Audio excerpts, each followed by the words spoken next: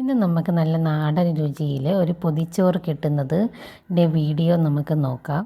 അതിനായിട്ട് ഞാനൊരു വാഴയില എടുത്തിട്ടുണ്ട്. അതിലോട്ട് അല്പം എണ്ണയും ഉപ്പും തേച്ച് കൊടുത്തിട്ടുണ്ട്.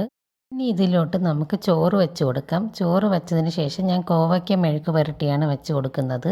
അതിനുശേഷം മീൻ കറി വെച്ച് കൊടുക്കുന്നുണ്ട്. ഇവിടെ ഞാൻ വാളക്കരുവാടാണ് എടുത്തിട്ടുള്ളത്. വാളക്കരുവാട് കറിയാണ്. പിന്നെ അതിൻ്റെ പൊരിച്ചതും വച്ചിട്ടുണ്ട്. അതിനുശേഷം നമ്മൾ പൊതിച്ചോറിൻ്റെ മെയിൻ ഇൻഗ്രീഡിയൻ്റ് ആയിട്ടുള്ള മുട്ട പൊരിച്ചത് വെച്ച് കൊടുത്തിട്ടുണ്ട്.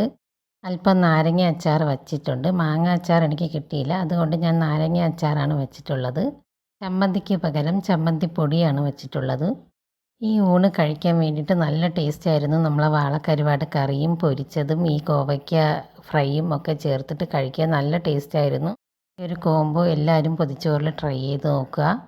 നിങ്ങൾക്കും തീർച്ചയായിട്ടും ഇഷ്ടപ്പെടും. അടുത്തൊരു വീഡിയോ ആയിട്ട് വീണ്ടും വരുന്നതായിരിക്കും. Thank you.